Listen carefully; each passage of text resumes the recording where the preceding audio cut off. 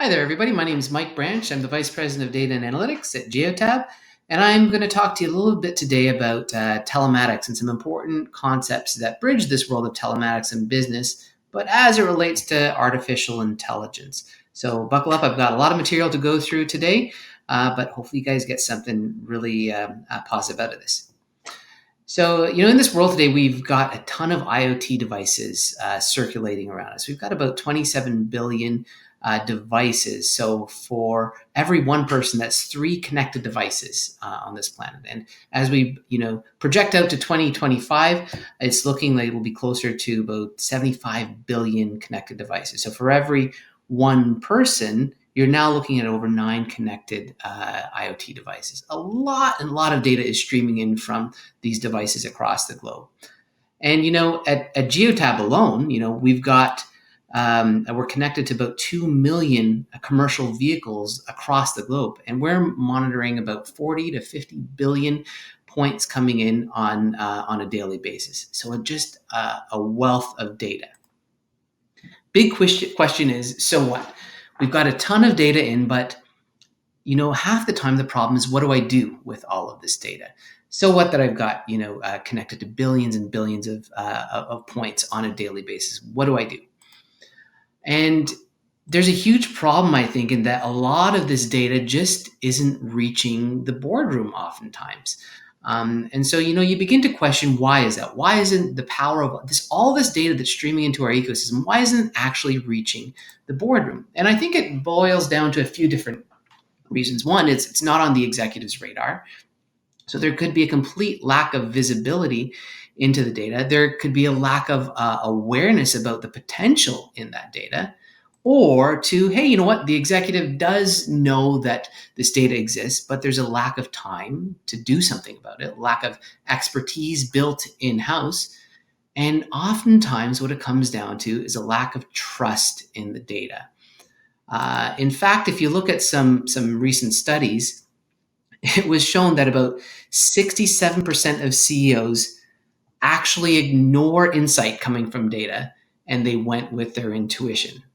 But yet you see this other funny stat that shows that if you actually leverage and use data, you see 20 to 30% EBITDA gains in these data-driven organizations.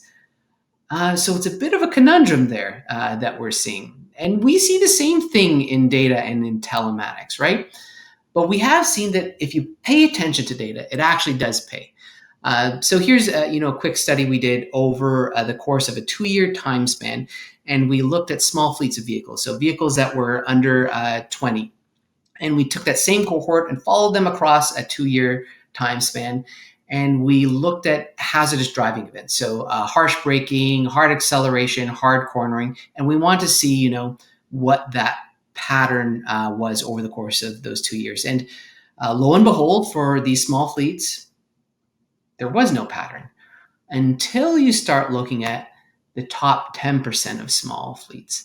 And what we see now is that if you're looking at that top 10%, there was a 50% reduction in these erratic driving events.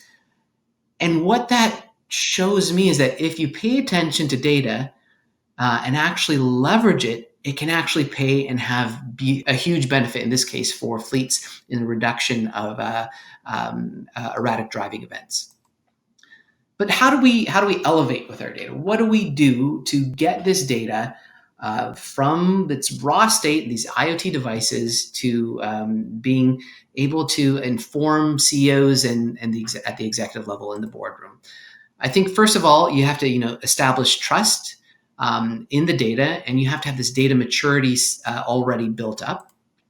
You have to empower your organizations to innovate, and you have to put people first and solve real problems. Oftentimes, and data scientists are certainly no stranger to this. You develop these amazing algorithms in-house in a lab, but you're not solving a real world problem. So we have to always make sure we put people first and solve real world problems. And these kind of components, I think, come together to helping us elevate with data.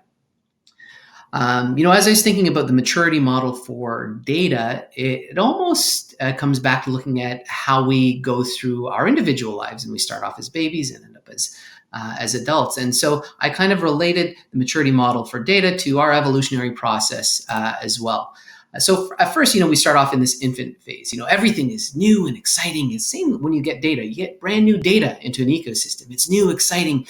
Everybody wants a piece of the action. And it isn't until you kind of reach that toddler phase where you realize that, these toddlers, these are unpredictable beings.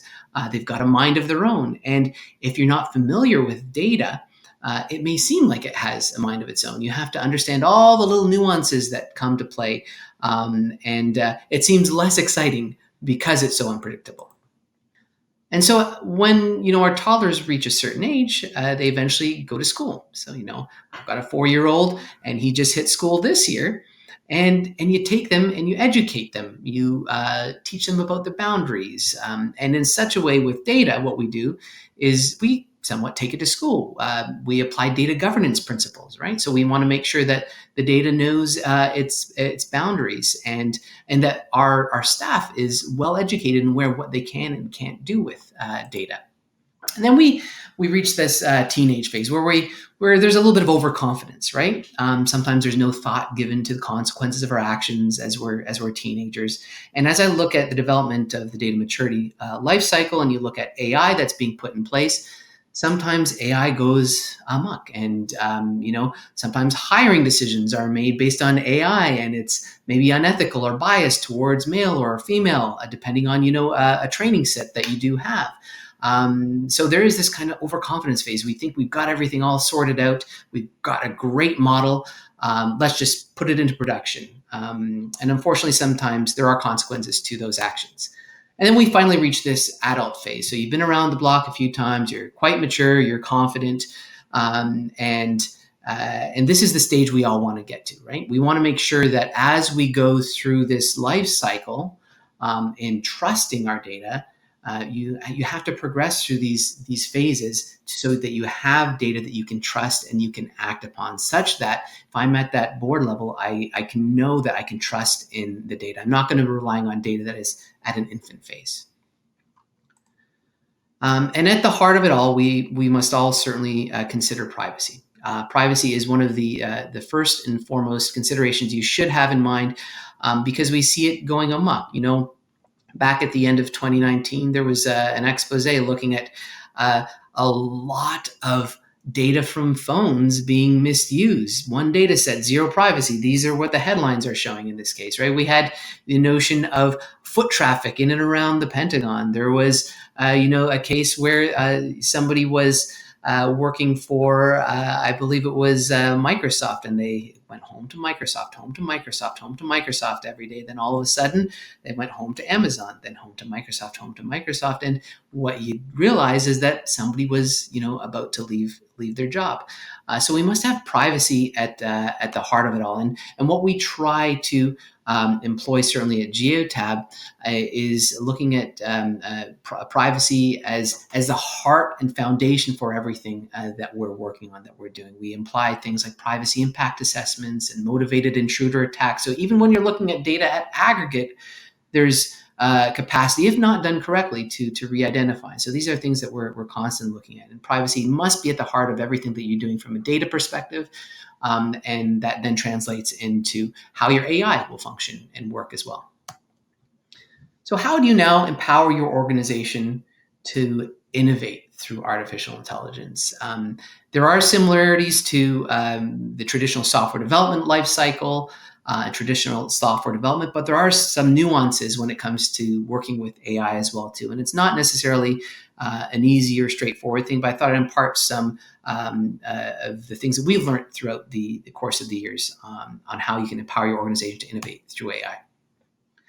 So first of all, let's start off with, what is artificial intelligence? Well, it's simply the ability of a computer program to learn or to think. And the goal of AI is actually quite simple when you think about it. The goal of AI is simply to make predictions. And a prediction is, again, simply using information that you have right now to generate information that you don't have. And a prediction could be anything from, what is the price of a stock going to be tomorrow? Does somebody have cancer? Will this autonomous vehicle crash into this pedestrian or this traffic signal? And so when you boil it down, AI is simply about making predictions. And what's happened, interestingly enough, is that the cost of prediction has decreased significantly. When AI was kind of first coined, back in the 1950s, the cost of making a prediction was actually quite expensive. But now, with all of the amazing compute power that we have, the cost has decreased significantly. And what happens when the cost of something decreases? Three things tend to occur. We start using more of it, we start using it for derivative works, and the cost of things related to it are really, really impacted.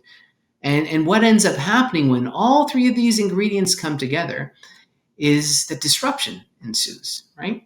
And this is a patent that Amazon filed a while back for anticipatory shipping, so that they've flipped the whole thing around. So whenever they will actually ship you something before you've shopped for it.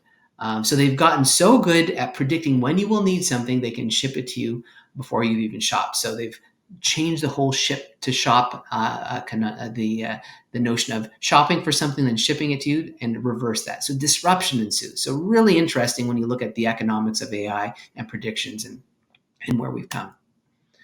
And I thought I'd just kind of review this slide here because it's, I think quite intuitive, but I want to put into context the notion of AI, of IoT, of big data, again, at a very high level. So when you're talking about IoT, it's a device, right? It senses something. In the case of Geotab and Telematics, it's a device. Our telematics device senses something about the world around us, right? And when we sense something, we have to have a mechanism and a place to store that data. So that goes into a big data ecosystem. So this now remembers something about all of this data, right? And once we have this massive ability to store all of this data, we can then use that data to train new AI models, and that's where AI comes into play. And this is where AI is meant to make a decision, make a prediction, and take an action on something. So this is kind of the loop between IoT and big data and AI. So I thought I'd just start off, again, very high level with a few key concepts to get started when we're talking about AI, and divvy it out into the main kind of categories. There are certainly more in subsectors of this, but I just want to at least highlight some of the key things to understand when you're talking about AI.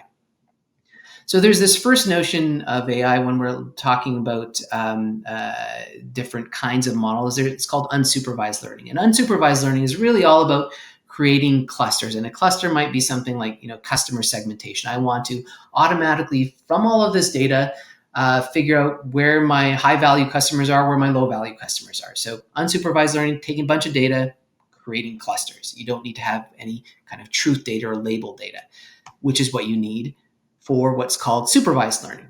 So supervised learning is all about having a data that a model can learn on.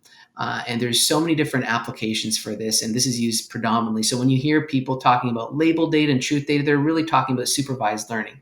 An example of that might be something like fraud detection, right? So we may have a whole bunch of transaction data, but what we need to be able to determine if something is fraudulent or not is that that truth data that says, yes, this transaction was actually fraudulent. So then you can start training your model based on what was fraudulent and what was not fraudulent transactions. So this notion of supervised learning is all about truth data. It's about labeled data. Deep learning, again, you can have kind of both iterations, supervised or unsupervised, but it's very complex. It's mimicking the neural net in a brain. It's all about deep learning. And a lot of work has been done, especially recently within the field of deep learning over the last 10 years or so. And common implementations of this are things like image classification with things like convolutional neural networks, and the like. So that's a really, really interesting field, and a lot of work has been done on that. And then we've got the notion of reinforcement learning, which is somewhat newer. It's about a rewards-based type of application. So if you think about robotics, an example of reinforcement learning might be you want to have a robot that takes a ball and maybe puts it on a little pedestal, right? The closer that robot gets to getting that ball on the pedestal, you're going to reward it And the further away, it's going to get a negative reward. So through a number of iterations, it will eventually learn. It will learn what to do. So that's called reinforcement learning, and that's applied a lot right now, again, in robotics and a lot of gaming systems as well.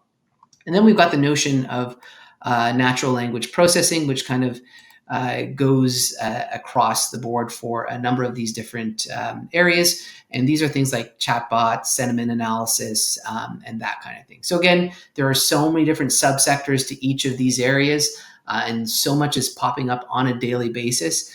But this can kind of gives you an overview of some key concepts to get started. So I thought I'd take a look at how that applies to AI and connected fleets as well. So what I've done here is I've kind of divvied out this horizon diagram, looking at these different areas that we've just talked about: unsupervised learning, supervised, etc., and classified it by different kinds of applications in the world of connected fleets. So whether I'm looking at customer understanding, vehicle health, driver safety, optimization, productivity, these are a few examples just to get you thinking of things. So if I'm looking at unsupervised learning, one good area might be looking at driver behavior, right? I want to take a whole bunch of data about these vehicle driving patterns, and I want to start letting AI cluster the data automatically so that I can look for things like outliers in my data. And that will potentially identify risky driving behavioral patterns. The notion of supervised learning, a great example of where to use that is in something like predictive maintenance, right? So we've got a lot of really rich engine diagnostic data, but you need label data in that I need to know when there was a breakdown event, right? So that's a great example of supervised learning. Deep learning, looking at something like accident detection, right? So, or vehicle damage detection. So if you take a photograph of a vehicle and you want to know how much damage is actually implied with, that photograph, then you can use image recognition and image classification to be able to look at that image and determine, how much damage was made. So it's a great example of, looking at a convolutional neural network to allow for that to happen. Something like reinforcement learning, maybe, smart EV charging. You want to be able to charge your EV as quickly as possible, but also in a cost-effective manner if you've got grid fluctuations. So maybe implementing some sort of reinforcement learning application would make sense. And this last part of the horizon here is around natural language processing, right? So if I'm looking at natural language processing, we tend to, for predictive maintenance, get a lot of data in a format that might come from a technician, right? So if I'm looking at breakdown events, people might spell things differently. So if you're looking at work order extraction, you'll use something like natural language processing to pull in all of this data. So this gives you, again, a very high-level overview of some of the applications of AI in telematics and connected fleets. So what does this anatomy of an AI project really look like? So I thought I'd walk you through something from a predictive maintenance perspective. Again, these aren't linear. There are a lot of jumps back and forth, but this gives you, again, an idea of that spectrum. So the first area is, it's always about data exploration, right? So you need to acquire this data, you need to explore the data. And for us, as we're looking at predictive maintenance, we need to understand, what vehicle data do I have, and what vehicle data do I have that I believe to be predictive? Do I even have labeled breakdown data for developing this predictive maintenance model? And what does the data quality look like? So that first phase is always that data acquisition, exploratory data analysis is really crucial to the foundation of creating that model. The next thing we do, and this is underrated oftentimes, but this is where you end up spending the vast majority of your time in AI, is around feature engineering and doing a lot of quality assessment on the data. So how are you going to pull this data together in a means that I believe will add, predictive power? So are you going to use raw data? Are you going to look at the average, the min? What kind of distribution are you going to look at from your initial data set that you believe will generate a good feature, a good predictive feature for a predictive maintenance problem? And then you go through to model creation, right? So what algorithms are you going to try? You're going to try, a random forest classifier. You're going to implement a deep neural net. Are you going to look at something simple like a logistic regression or a linear regression? So you have to try all these different kinds of models and experiment. That's why I say it's a very iterative process. And then evaluate what your metrics actually look like. And for us, it may work well for a subsector of vehicles, but how does that generalize across all vehicles? And then we go through to pipeline creation. So how frequently do you need these predictions to be run? Do you need a prediction that is instantaneous, or do you need a prediction that can it be run on a daily basis, right? Are there going to be scalability concerns? If you're looking at doing this prediction across millions of vehicles, you're going to reach scalability concerns. And how do you create these pipelines in an effective way? We leverage a lot of different tools like Composer and Dataflow, Apache Beam to be able to do a lot of this stuff at scale. But understanding, what that pipeline creation is and how frequently you actually need these predictions is crucial. And then, of course, there's the software integration component of it. So now that you've got this pipeline created, you've got a great model, you've done the evaluation metrics, how do you actually integrate that into your software application? What will that user experience be? Is it going to be as simple as firing off an email to a technician saying, hey, you got to go look at this? Is it going to funnel into their mobile application? So software integration is obviously a key component to operationalizing these models. And then, of course, you need to monitor how your model is doing over time, right? Is it performing as expected? Do you need to tweak it? And you need to keep good control over the versions of the models that you push out there. And we're leveraging Kubeflow a lot for that right now. And then how does the whole talent structure and pool structure look like across each of these iterations? So throughout the entire thing, what we have is we have a product manager that comes in and will take charge of this entire process and really understand what the customer needs are and how to integrate that within existing software applications. From the beginning point, we've got privacy engineers that go through, well, what data are you actually using for this? Can we use the data? Do we get the right consents? All of this kind of thing. And then data scientists are used obviously throughout the entire spectrum of development. Data engineers, again, very crucial at operationalizing these pipelines, right? So these are the guys who are working with, data flow and Kubernetes to make sure that we are scaling this system out as well as possible. And then you need the integration of the developers, and it might be mobile developers, web application developers, to bring everything together. So that gives you an idea of the anatomy of an AI project. Again, very simplified, but hopefully gives you an idea of what that pipeline looks like. AI code, believe it or not, is only a very small part of the equation. So if you look at the whole infrastructure for bringing something to production, that piece of code that is AI, the ML code, is sitting very small at the center of this diagram. Everything from data collection through to monitoring to the serving infrastructure. There's just a lot of other meat that sometimes people aren't acutely aware about. And so, why is it that AI is difficult to implement?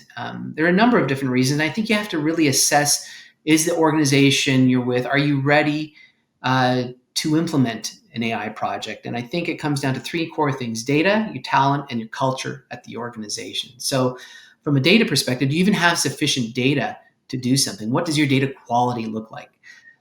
Do you need labeled data for the application that you're looking at doing? From a talent perspective, do you have the right people? Are the roles on the team very clear? Have you adopted an agile process here? And what's important, I think, do you have a diverse skill set? So from a data science perspective, you don't just need the folks who have gone to school for statistics and mathematics. You also need to infuse it with other softer skills as well too, because that helps build out the AI in an ethical manner as well too. And we do a lot of that at Geotab. From a cultural perspective, you need to have executive buy-in from the top. And you need there to be an understanding that exploration will be required to be able to activate on some of these projects. But you do need to know a simple AI project from an AI project that's going to take months or years to actually activate on. And very fortunate, certainly at Geotab, to be a very data-driven culture. And that helps us activate on these AI projects. And there is certainly a lot of executive buy-in. So what actually makes these projects more challenging than a traditional, software development project? Well, I think one thing, AI relies on data, right? And how good your model is going to be reflective of the data coming into your ecosystem. And for that really to be strong, you need a good data governance framework, right? Somebody changes a software application that writes to a database, that data is fundamentally changing what your downstream model will learn. So you need to have a good data governance system in place.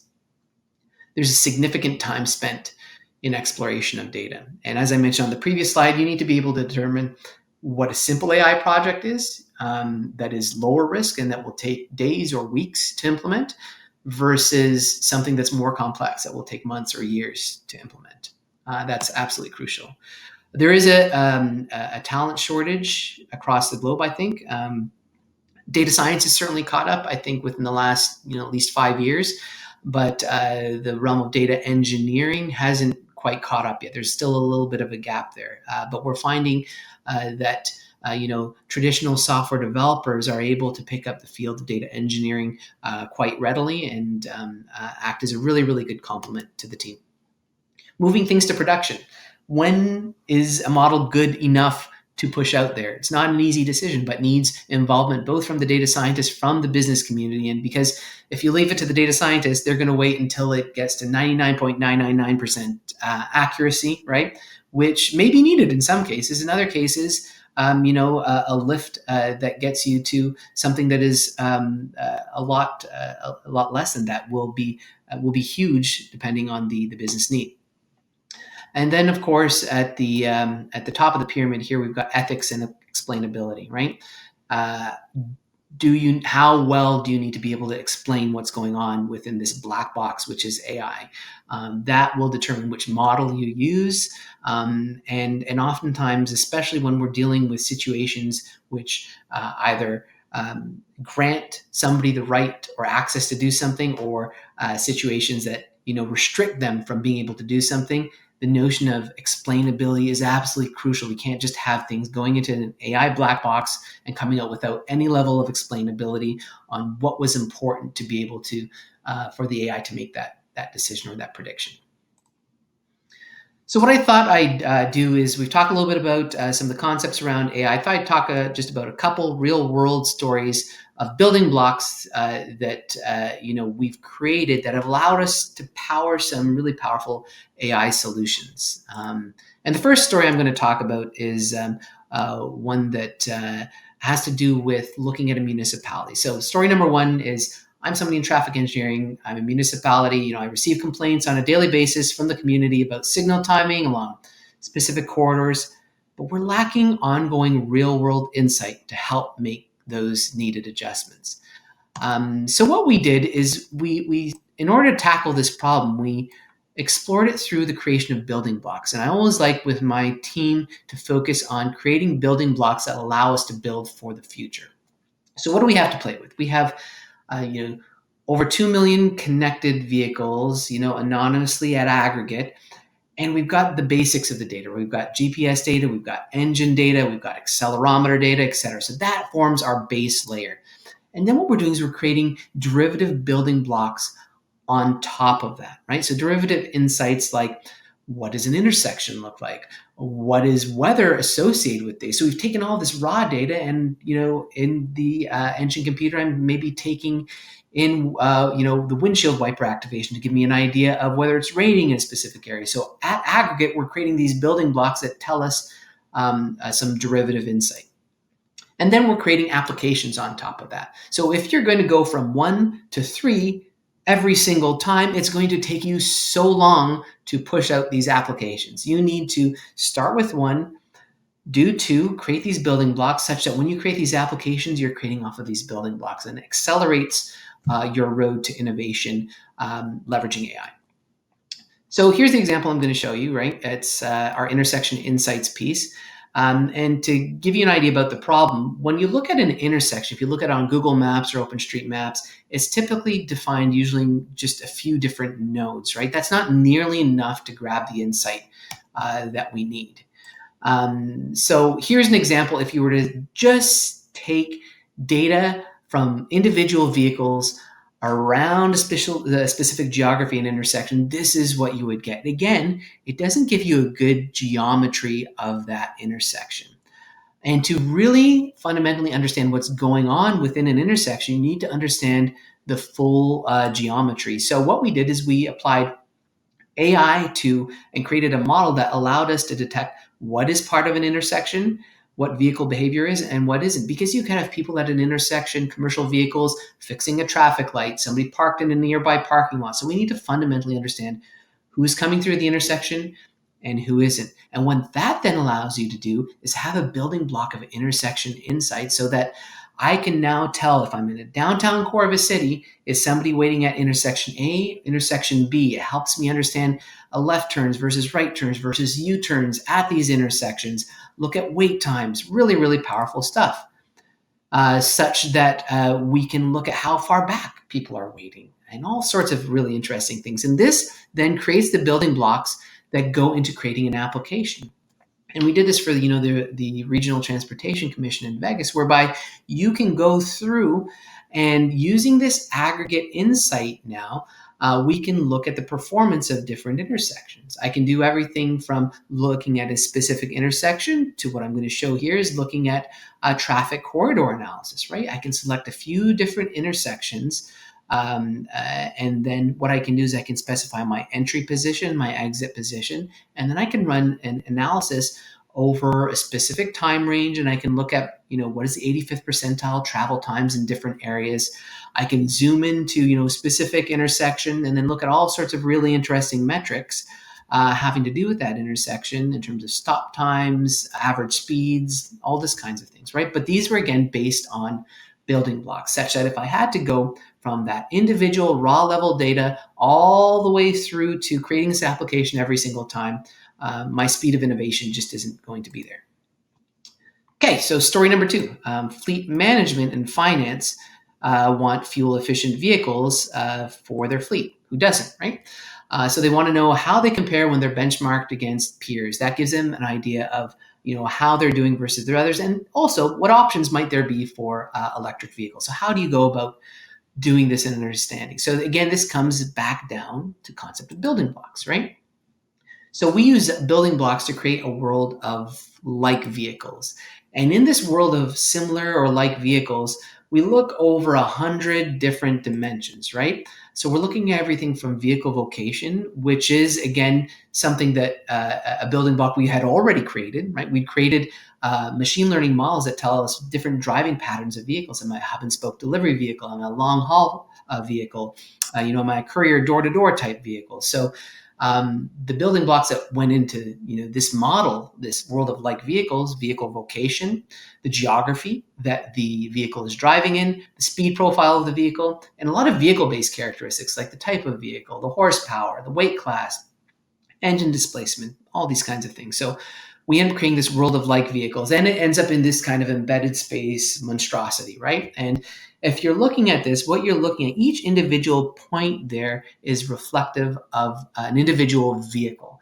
And there are over 100,000 vehicles in this specific model. And what's interesting is the proximity of one point to another in this model gives us an idea of similarity, such that if I was interested in looking at, a utility fleet of vehicles, they would all kind of cluster together. If I'm looking at freight and logistics business, they would also cluster together. So it gives us an idea from a benchmarking perspective of vehicle similarity. So what do you do with all of this, though? We've got this amazing model and these building blocks. How do I transform it into something beneficial and useful? Well, what we did is we took all of this and we created a fuel economy benchmarking application. It now allows me to tell customers, are you better suited to drive a Ford F-150 in the Rocky Mountains for service and delivery, or a Chevy Silverado? And we look at that real world fuel economy and compare it from a benchmarking perspective based on this notion of similarity in vehicles. Again, all based on building blocks. So you know what? I mean, AI, it's really here to stay. It's not a fad. And I think you really need to understand, we all need to understand, where do you want to play, right? So within our ecosystem, we always encourage people to at the very least, become an advocate. So learn and understand how Geotab leverages AI within its ecosystem and its solutions. And you can show how this adds value to your organization or even to your customers, because we operate through a partner approach, right? So become an advocate is, at the very least, you should become an advocate. Number two, become a translator, right? So recognize an AI opportunity and certainly come and work with Geotab, with our AI, our MVP team, and we can help devise a solution together, whether that be predictive maintenance related or customer segmentation. This is a huge opportunity as well too. And we have a team that is dedicated to working on these minimum viable products with partners and customers to develop something really, really impactful for the business. Or, if it inspires you, go all in, become an expert, equip your organization with all the requisite expertise, and you can use AI as a strategic advantage here, right? And integrate all the rich telematics data within the rest of the business as well too. So often telematics data gets stuck in silos in fleet, and we need to do all we can to show how it can be beneficial to the rest of the organization and build these AI-driven applications and solutions. A few things that I thought I'd touch on, some recommended reading. So there's a book called Prediction Machines, which is really good. It talks about what I talked about at the beginning of this, about the economics of AI. If you're interested in learning more about some key concepts in AI, McKinsey has a good executive's guide to AI as well. And I thought I'd leave you with one final closing thought here. Whilst we certainly have a lot of really rich data at Geotab in the ecosystem, 40 billion points a day, we're promoting a lot of that data at aggregate for use within the community as well too. So if you log on to ignition.geotab.com, there's access to some amazing free aggregate data sets there. Everything from, hyperlocal precipitation based on windshield wiper activation through to hyperlocal temperature, dangerous driving areas in cities. We've done a lot of work on mobility impact. This is being recorded during the COVID timeframe. So we actually created an economic recovery dashboard that looks at the world of transportation, of commercial transportation, and how we're recovering back to norm across various countries throughout the world. So a lot of that data at aggregate is sitting there, over 25 different data sets that are updated as frequently as hourly or as infrequently as monthly. And you can jump in there, you can write some SQL queries, there's some visualization, some sample code, some Python SQL. Have at it. It's free, again, ignition.geotab.com.